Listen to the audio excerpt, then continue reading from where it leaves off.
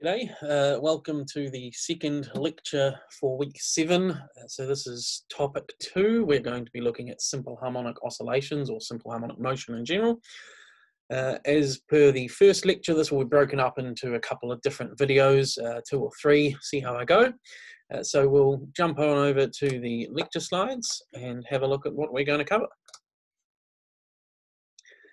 So simple harmonic oscillators, week 7, lecture 2. The goals of this lecture are to define simple harmonic motion, to determine the equation of motion for a simple harmonic oscillator, to use that equation of motion to calculate position, velocity, angular frequency period, and frequency, and to relate circular motion to SHM, and then to look at the conservation of energy in terms of simple harmonic motion, and analysing the simple pendulum. So we've got a few different things to cover. This first video, we're going to just talk about simple harmonic motion and look at a spring on a mass system, a basic simple harmonic oscillator. So we'll sort of cover the first half of those, but we won't get into the latter half until the next video.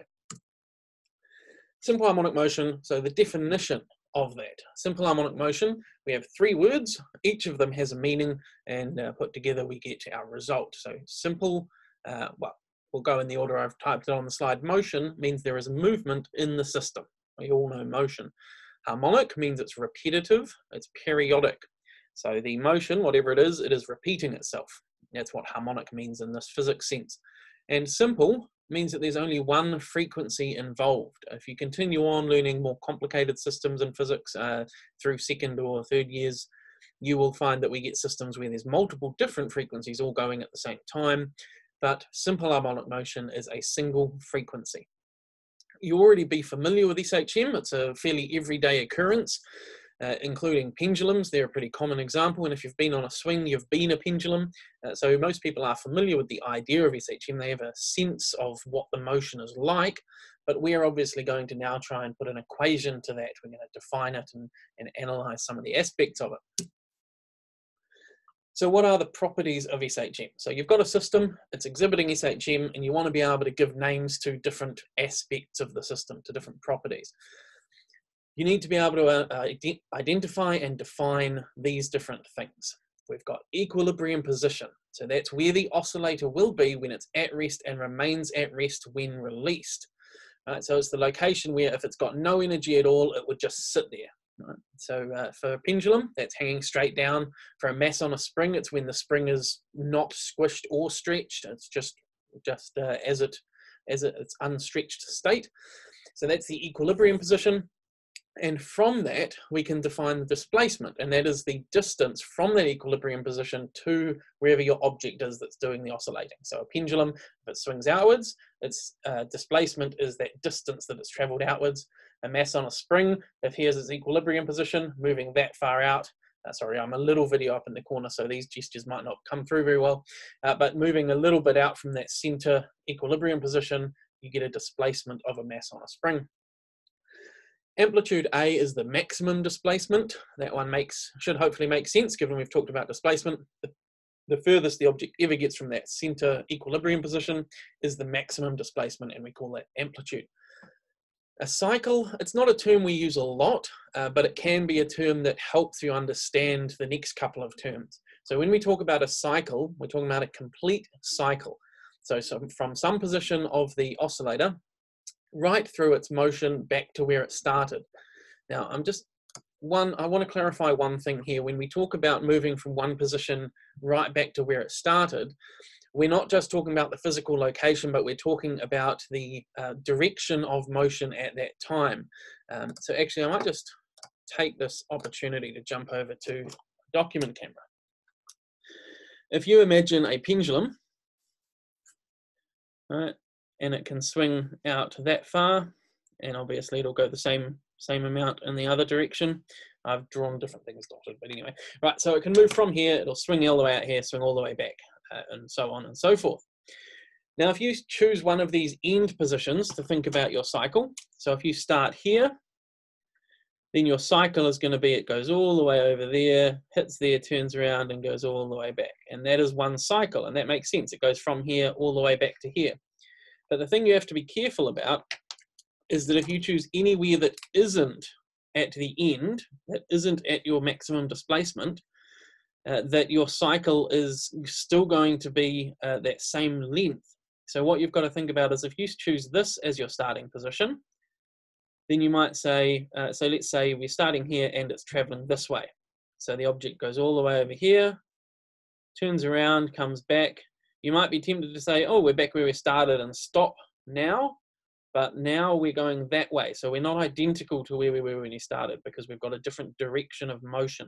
So you've actually got to keep going until you turn around and get back to where you started and in the same direction. So the cycle is one complete cycle of no matter where you start, back to that identical position, including the direction of motion, not just the position itself. So that's a cycle. The period is simply the time it takes to complete that one cycle. The frequency is the number of cycles per second. Right? And that makes sense if you think about the frequency. Frequency as a word just means how frequent something is. How many times does it occur in a given time frame? When we're talking in physics, that given time frame is always a second. How many times does that cycle occur in a second? It might be more than one. If it oscillates back and forth very quickly, you might get, say, 4 oscillations every second. That would be a frequency of 4 Hertz. But if the period is slower than a second, or longer than a second, if the pendulum takes, say, 4 seconds to travel back and forth, then we can still do a frequency. It's just that it's going to be less than 1. In 1 second, that pendulum has only traveled a quarter of its cycle. So that means the frequency is going to be a quarter, 0.25 Hertz. And the restoring force is the force that is acting on the oscillator to cause it to oscillate. So the restoring force is the thing that makes the object want to go back to its equilibrium position. In a pendulum, if you pull the pendulum around, it's actually gone up slightly and gravity is going to be pulling it down, so that's going to make it swing. If you have a spring on a mass on a spring and you pull it away slightly, you've extended the spring, that spring is now going to pull the mass back. It's going to pull that object back towards the equilibrium position. So the restoring force depends on what the system is, but it's always whatever force is causing that object to try and get back to its equilibrium position. That'll be the restoring force. So for SHM, restoring forces must be directly proportional to the negative of the displacement. And of course, the most common one, the one that we often use as examples and that you're all familiar with, is Hooke's law, F equals negative kx. But it doesn't have to be a spring and it doesn't have to be Hooke's law, but it will always take that same shape, that same form. F equals negative some constant times x. In the case of a spring, the constant is the spring constant and we have Hooke's law, but it can be other things, as we'll see when we look at a pendulum. So this is our requirement for SHM, that we have this restoring force that's directly proportional to the negative of the displacement. You don't need to worry too much about why that works out that way at the moment, but we will arrive there. We will get there as we do our analysis of the systems. There's a little comment there at the bottom as well, actually, that when we have natural systems, we might not have a perfectly proportional relationship, but it's often close enough that we can use these SHM equations and analyses as a starting point to understand the motion. And then if we really need some more detail, we can do some further analysis. But it's often a good starting point. A lot of systems display things that are very, very close to SHM. So these analyses that we're going to do, these equations, are applicable to a very good level of precision. So what does SHM look like? So there are infinite possibilities for oscillatory motion. Oscillatory motion just means moving in a repetitive pathway, and that can be absolutely anything. If it repeats itself, then it's oscillatory, or it's harmonic motion. But remember, the simple means a single frequency, and that means that what we're going to have is motion that looks like a sine curve. You're all familiar with sine and cosine curves. Of course, they're the same thing, just shifted along the axis slightly. But the simple harmonic motion, simple means we have one frequency, means that we have a sine or cosine curve. Nice simple oscillation. Excuse me.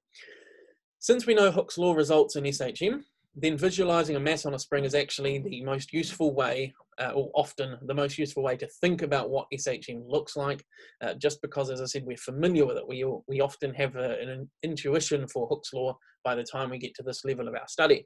So it's a good example, and it's often one that people start with to talk about SHM. So this GIF is taken from a video by MIT posted to YouTube called Spray Paint Oscillator. So you're free to look that up on YouTube if you want to watch the whole video, but it's essentially what I've captured in this GIF. It does go on a bit longer. But what we can see is that the can is connected to a couple of springs. The effect of 2 springs is exactly the same as 1 spring. It just changes the spring constant, doesn't affect the system in any other way.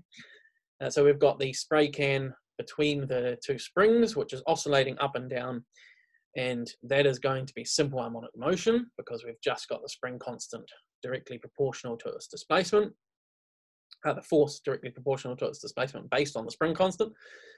And then what we've got is the man off screen is pulling that string, which is causing the paper to roll. As the paper moves past, you can see the pathway that the spray can is tracing out, because they've turned on the spray can, they've set up a little device to keep it turned on. And so as the paper moves past, you can see the position of it over time. It's not a very precise measurement. We can't actually get details from that because we don't know the speed at which the paper is moving and whether or not it's even a regular speed given it's a human pulling it. But it does give us a very good illustration that the simple harmonic motion is tracing out what looks like a sine curve. So we can use a sine or cosine equation. We often go with cosine simply because it is very common to start simple harmonic motion at your maximum displacement with your maximum amplitude, because that is the easiest way to set something up. If you've got a mass on a spring and you pull it out to its maximum amplitude and you release it, now it'll oscillate. If you've got a pendulum, you pull it away from its center point so that it's up a bit and then let it go and it'll swing back and forth. In both of those scenarios, you are setting it to start at its maximum displacement. So in that sense, a cosine curve is just going to be a little bit simpler than a sine curve. So we've got our equation here. X of t is equal to a cos 2 pi over t times t. I've said t 3 times. Of course, there are 2 different t's there. We've got the period, big T, and we've got the time, little t. The time, little t, is one of our variables. As time changes, the curve obviously moves through that cosine path. The 2 pi over capital T over the period is, of course, our angular frequency. Actually, I don't know. Can't remember if I've introduced that term yet. So we've got the period, big T. Now, the reason we've got 2 pi over big T is because we want the period, capital T, to be when it returns to that same position. We've started right at the maximum displacement. We go all the way to the negative of that same displacement, and then all the way back to our original displacement. So we've done 1 cycle. 1 cycle is period t. It takes time t. But for the cosine curve, remember that 1 cycle is always going to be 2 pi. Right? That's how trigonometric functions work. They oscillate through a period of 2 pi. So what we've got to do is we've got to take our period t and convert it into a fraction of that 2 pi oscillation that cosine does naturally. So by doing 2 pi over the period and then times our time, it gives us that oscillation where the next peak is at 1 period after the previous peak. So you can see 2t and 3t, and that's equal to obviously the cosine curve traveling through pi, 2 pi, then 4 pi, then 6 pi. So that's our equation of motion for an object undergoing SHM. And so we've got this 2 pi over t, but 2 pi over the period is a little bit cumbersome to say, right? And so what we do is we bring in the term that I already let slip, angular frequency, and it's just a way of shorthanding that 2 pi over the period, just to make it quicker for ourselves to write it out. That's all it does. So that instead of x of time equals a cos 2 pi over period times time, we can just say that the position is equal to amplitude times the cosine of omega t. So omega being our angular frequency. The units for omega are radians per second. It's an angular frequency, so angular, radians, and frequency per seconds. Since we know that frequency is 1 over the period, if you remember back to the properties of the oscillator, right? The frequency is going to be 1 over period. It's how many cycles does it do per second? So it's 1 over period. So from that relationship, we get that the angular frequency is equal to 2 pi f. 2 pi f for the angular frequency. Often we'll deal with either. So we might have a problem where we are given the period, or we might be given the frequency. So it's useful to know both, but as long as you remember the relationship between frequency and period, you can always get to the angular frequency through either of them. If you all recall the basic motion days where we talked about the position and velocity and time graphs, what we saw was that the velocity time graph, or the velocity at any point in time, was actually equal to the slope of the position time graph. And hopefully you've learned in mathematics that the slope of a graph is given by the derivative. So in this case, if we've got x as a function of time, we can get velocity as a function of time by taking the time derivative of our position as a function of time. So what we've got here is just the working for that. Because we've got cos omega t, t is our variable that we're taking the derivative with respect to, so we have to multiply by the coefficient of that, which is our omega, so that comes out the front. Cosine goes into a negative cosine, negative sine, so we end up with the velocity being negative a omega times sine omega t. Now it should be no surprise that the sine omega t has the same frequency, same angular frequency, same period, as our cosine omega t from our position, because obviously the position and the velocity are both going to be cycling, and they're both going to have to do it in the same time frame, the same period, because when we have the object at its maximum displacement and it's momentarily at rest as it's changing direction, right, that velocity is going to be 0, and it has to be 0 when it gets there again after one complete cycle. So the velocity and the position have to have the same frequencies, and so you can see that we've both got cos omega t and sine omega t. The difference, of course, is that we've gone from positive amplitude as our coefficient in front of the cosine term for the position. We've now got negative a omega, negative amplitude times that angular frequency in front of our velocity. What that means is that our maximum velocity is actually now a omega, the amplitude times the angular frequency. That might not make a lot of intuitive sense, but you can see from the maths that it is true, it does work out, and of course you can set up experiments and test that, and it always comes out true. That is just a mathematical fact. That is what the velocity is. It's also a good idea at this point to check the units, right? We often end up figuring out that things like this, that we've got velocity is equal to an amplitude times an angular frequency. So it's always worth stopping and going, does that make sense in terms of our units? You know the units for amplitude, and you know the units for angular frequency. So just double check that that does come out to a velocity, because we want to make sure that it does. I'll leave that to you. And we can plot those two graphs. So we've got our position graph on the top and our velocity graph on the bottom. They've both got the same time scale, but I have drawn it twice just to be nice and clear. And what we can see is that the position graph has a maximum displacement of a, and it starts at maximum amplitude because it's a cosine, whereas the other graph, the velocity graph, has a maximum velocity of a times omega. It starts at 0 because it's a sine graph, and more importantly, well, not more importantly, but also importantly, it starts off going downwards. Normally sine goes upwards, but because we have negative of a sine graph, it's going downwards. So what that's telling us is that the velocity is starting at 0 when the maximum displacement is occurring.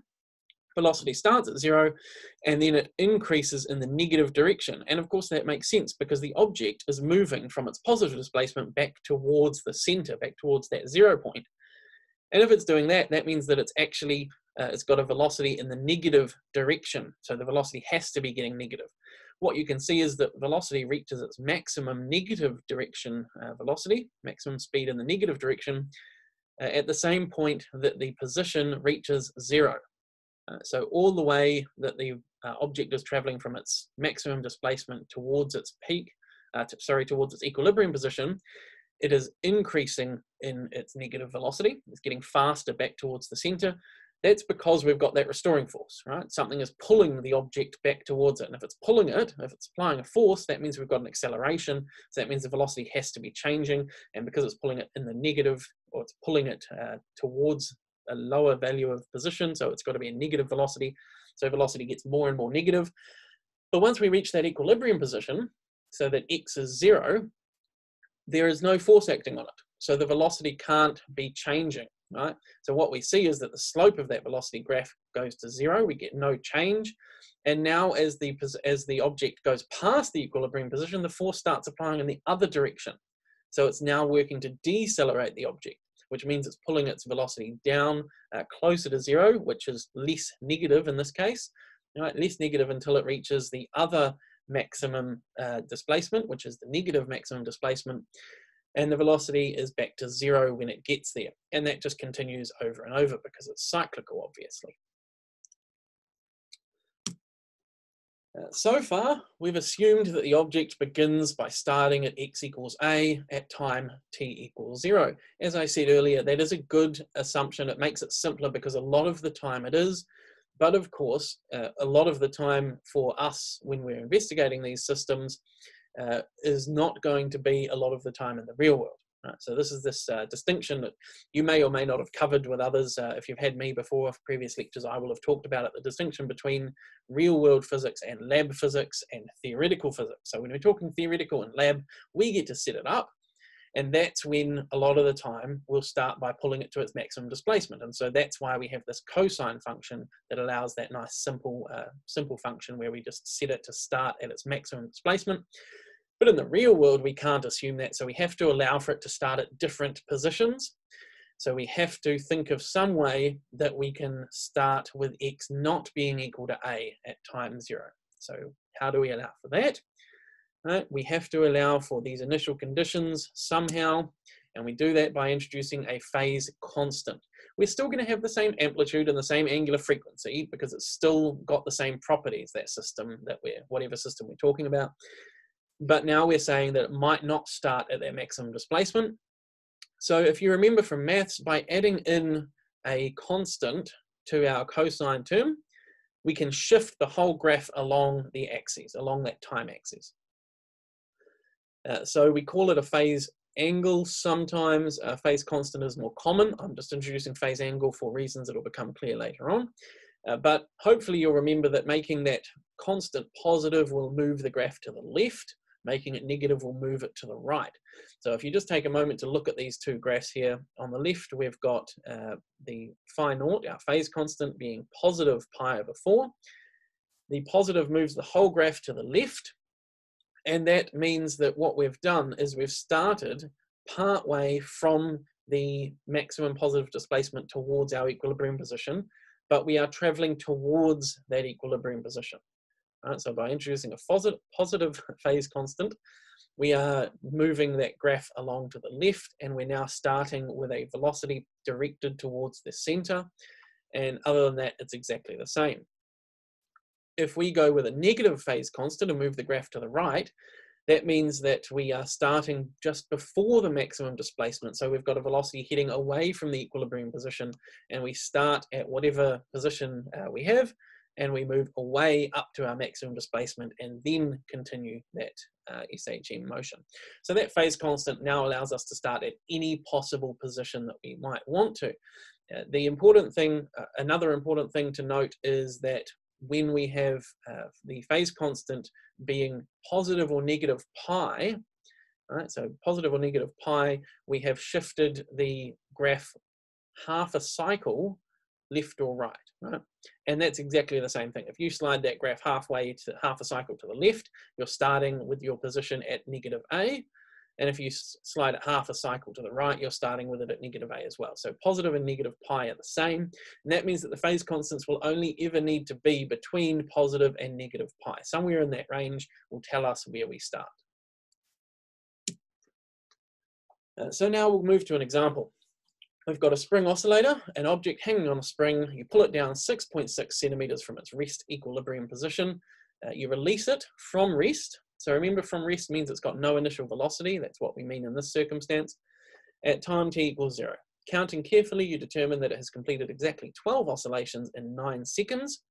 And then there's some questions. We want to determine the amplitude, period, frequency, and angular frequency, and therefore write the equation of motion.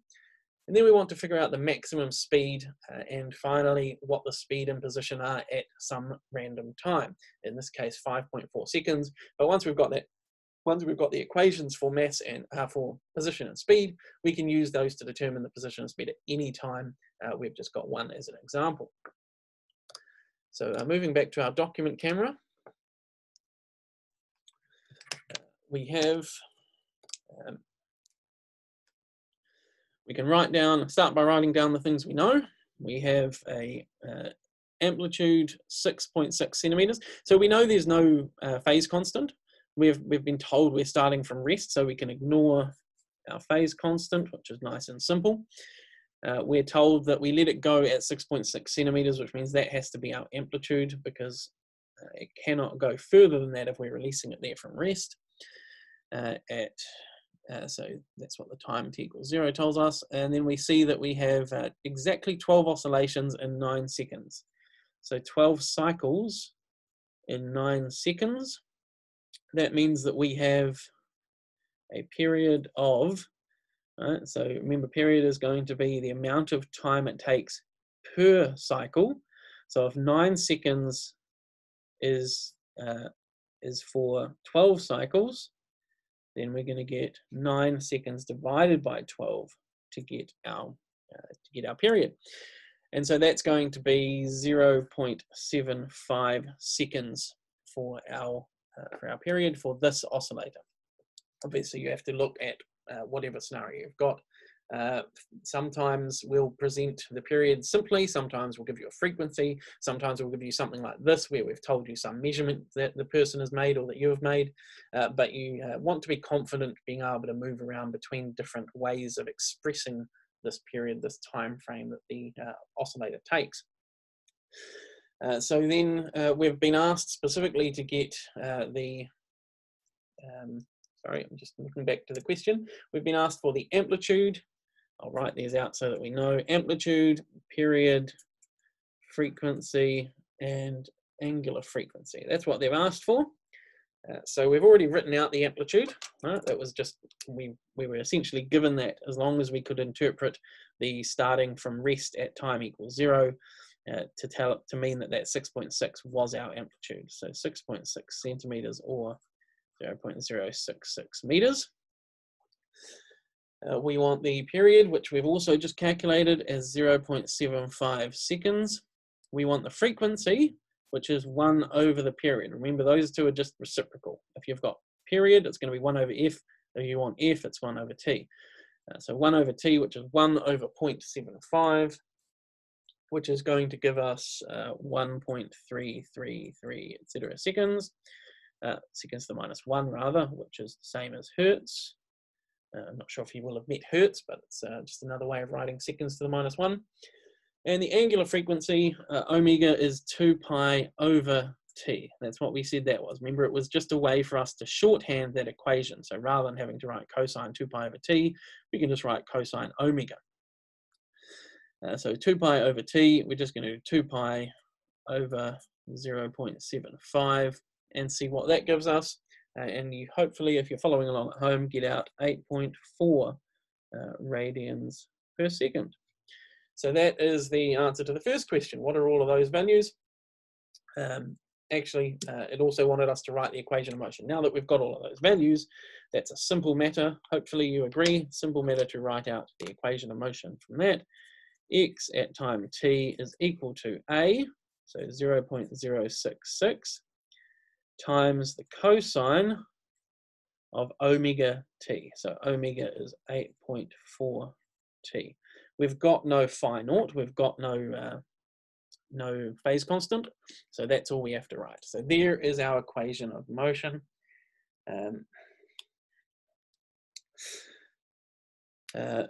One thing actually that I will point out now is that I've assumed that we're starting at 6.6 centimeters in the positive direction. So the question actually said that you've got a spring hanging down and here's your mass, and that you pull it down 6.6 centimeters. All right, sorry, I'm drawing over myself now. I've assumed that's positive. So I've actually said that downwards is positive. If you instead wanted to say upwards is positive, then you would have a phase constant. You'd have a phase constant of pi, well, exactly pi, or negative pi, because you are now starting at the negative maximum displacement if you swap them around. So here in my working, I've done it one way. In the lecture slides, you'll notice I've done it the other way. Both are perfectly valid because, as usual, you have to start by choosing a frame of reference. So I was a bit sloppy in that I didn't specify that to you as we started. So when I called amplitude 6.6 and said that we've got no phase constant, that was setting my frame of reference. My frame of reference being that a downwards displacement is positive and an upwards one will be negative. As I just said, if you wanted to define it the other way, that's fine. The amplitude would still be the same, but your phase constant would now be pi, plus or minus pi.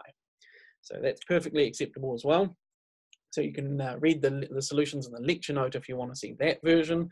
Here I'm ignoring phase constant, or not ignoring, I'm setting it to 0 and getting out this equation of motion. So that gives us our equation of motion as required. The second step was to figure out the speed, or the velocity, the velocity of our object. So actually I'll keep that in place, that in view. So there's our position. The velocity then is going to be a negative a omega sine omega t. So negative a times omega. So a is our 0.066. Omega is our 8.4. So if we multiply them together, negative 0.55. And then we've got sine of 8.4 t. So that's all we have to do for the velocity. Nice and simple. Just replace our a cos with a negative a omega sine. So there's our velocity equation. And now we've got these two equations. And the last question is just saying, what are these values at t equals 5.4 seconds? All right. So we just have to fill in those. And of course, in that case, we just put in our results. All right, what's our value for this? We put in 5.4 here, and we use our calculator to get those results out. So I'm just going to do that now. If you're following along, feel free to take a moment to do that as well. 6.066 cosine of 8.4 times 5.4. So I get a position of 0.013 meters. And then I get negative 0.55 sine.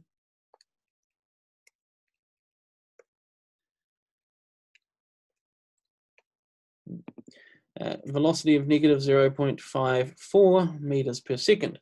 So do take a moment to double check those, right? Go through and check my calculations. I've just done this literally right now as I was talking. It's very easy for me to make mistakes when I'm being distracted with multiple things. Trying to keep the computer focused on the screen and narrate what I'm doing and do the calculations. So you may well find that I've done that incorrectly. The process will be correct, but I may have made a mathematical error somewhere. That happens to all of us. So we've got that. We'll jump back to the slides now, the slideshow, which is here. We're going to change topic slightly. And by change, I mean go back to one you've already talked about, and that is circular motion. If you've got an object traveling in a circle at a constant angular velocity, then you try and imagine what it would look like from the side. You can hopefully see that it might start to look like it's something along the lines of simple harmonic motion. So you've got an object, right? Let's say that it's just traveling in a circle. And sorry, it's not going to work very well with my fake Zoom background, but you've got an object traveling in a circle. And then you imagine looking at it from the side. So just worry about where it is, say, vertically. Right? So if you're standing over here looking at this circle while it's traveling this way, all you're going to see, you're not going to see how far back and forth it's moved relative to where you are. You're just going to see how far up and down it's moved from where you're looking at it. Right? So what it's going to look like as it goes down, it's going to look like it sort of slowly starts to move, then moves a bunch, and then slows down, turns around, and goes back up. And it's going to look a lot like how we described simple harmonic motion. So the question is it actually the same as simple harmonic motion, or is it just something that looks similar? If you think about think about actually doing that, then the next obvious step is to set it up and watch it. What we've got here is what I've got here is a link to a website, which I will instead share instead of the slideshow, that actually shows this in progress. So sorry, it's just connecting. We will go over to Chrome and see if this will work. It was working earlier.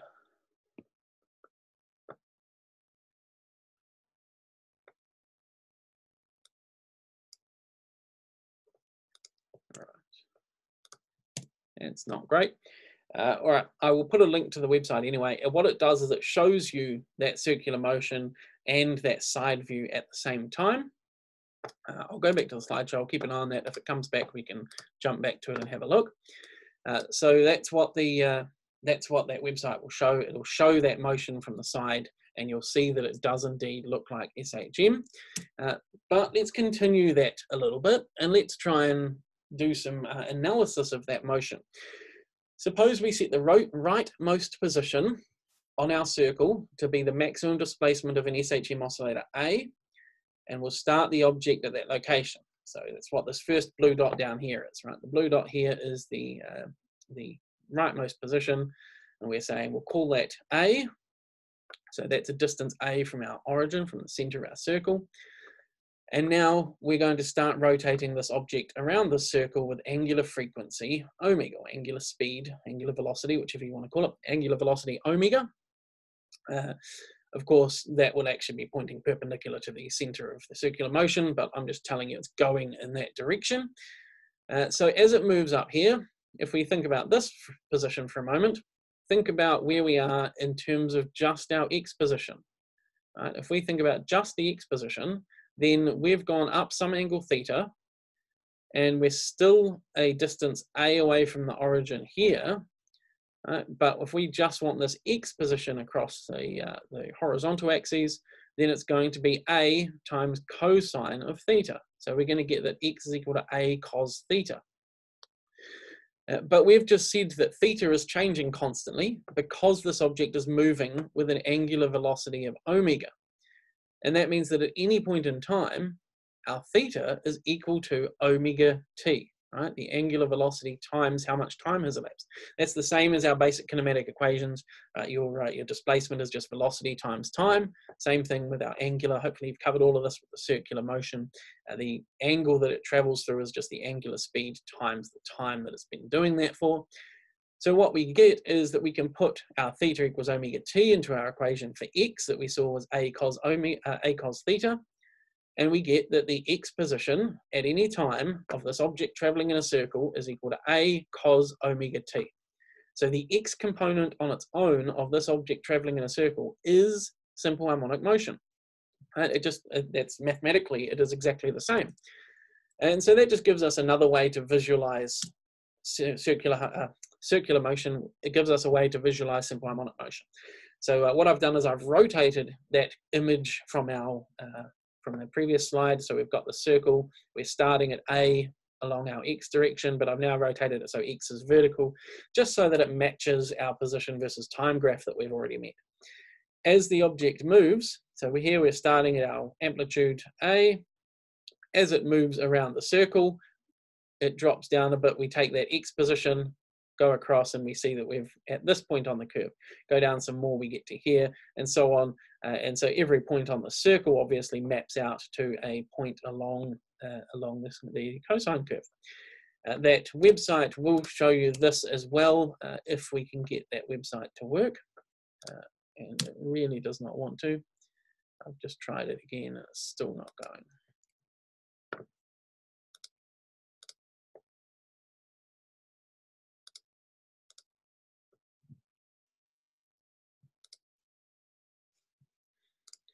All right, sorry about that. It really doesn't want to go. So I will post a link. The link is on the slides anyway, but I was going to share it on stream. So do check that out. It shows that happening as an animation that you can interact with. So it's it's just a good experience to go and have a play with that. So for now, just take my word for it, but do verify that yourselves. Do have a look at that website and check that that all makes sense. What that allows us to do is to think about the phase constant another way. We can now think about the phase constant as being the angle of the object where we start. So if we want to put a phase constant of phi naught in, that means we go around an angle of phi naught from our maximum displacement, go around an angle phi naught, and that becomes where we start our graph. Right? And then it's just exactly the same. We continue going around in a circle, and at any point in time, we can measure off the x position from the circle, and that becomes our x position in the oscillation. So now you can see that the phase constant is actually a phase angle.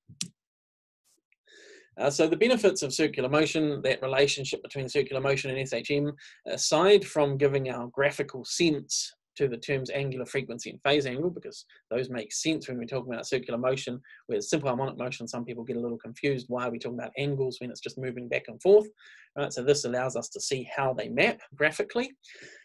But more than that, it lets us use systems where we've got both kinds of motion at once, where we've got systems that are using circular motion and SHM at the same time.